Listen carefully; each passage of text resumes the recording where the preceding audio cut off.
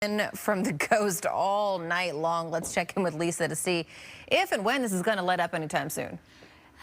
It depends on what your definition of soon is. So it does look like we are going to clear up by Wednesday, but until then, we are expecting a lot of this widespread rain. We will have breaks in the action for sure, but it's not going to be long. So here's another wave. You can really see that increasing, working its way northward, hitting parts of the Olympic Peninsula. So I do want to zoom in. This is where we're getting some of those heavy downpours now starting to increase, including areas like Mason and also Grays Harbor County. And we're expecting more of this, not just across parts of the Olympic Peninsula. I'm talking across parts of the foothills, even the lowlands, into tomorrow morning to greet you on that commute. On top of that, we're still dealing with the snow for those higher elevations. So because of that, we do have an avalanche warning now in effect from Whatcom all the way down into King County for elevations over 3,000 feet. Now, this doesn't necessarily include the highways or even the ski resorts. This is more so for the backcountry terrain, and this is what we have to watch out for the west and the east slopes. Now, speaking of that,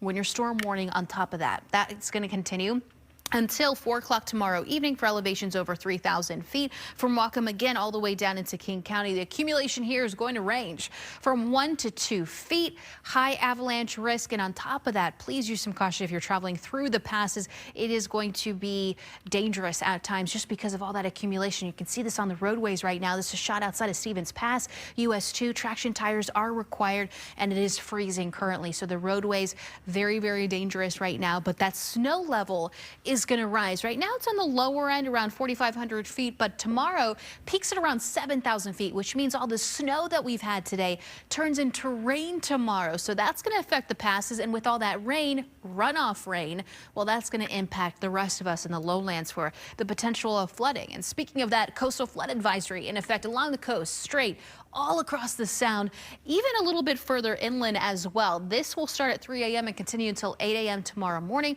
This all has to do with the tides that roll in and out. We're watching out for the waves, especially along the coast, up to around 20 feet, and those winds gusting around 30 to 50 miles an hour. Flooded parks and lots and roadways, that's what we have to be on the lookout. And obviously we have that flood watch in effect for all of us until Wednesday evening. So let's talk about that flood threat and the landslide threat. This is where we're watching out for that potential, especially highlighted in the yellow and in the green. In the yellow, slight risk of an excessive rainfall, just all that accumulation here from Humptulips all on the way to Westport, and then also marginal risk across parts of Lewis County tonight.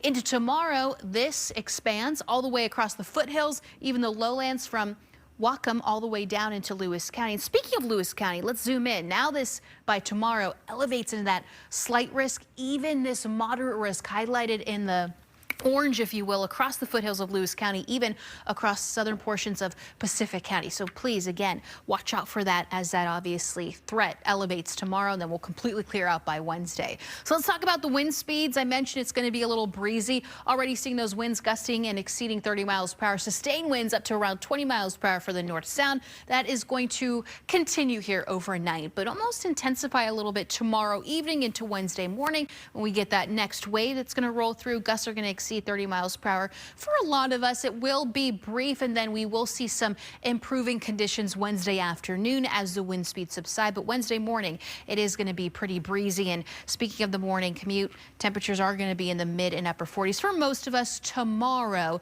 and similar conditions into Wednesday morning, but the temperatures are slowly going to start to drop, especially once that cloud cover clears and all this moisture out of the southwest also clears with it. So as we take a look at the 7-day forecast, very, very mild tomorrow when it comes to the temperatures, 55 degrees, and then we'll return to the upper 40s by the end of the 7-day forecast. And that is a look at what you can expect. All right, Lisa, thank you. Up next, could Sounder star Jordan Morris be leaving for Europe?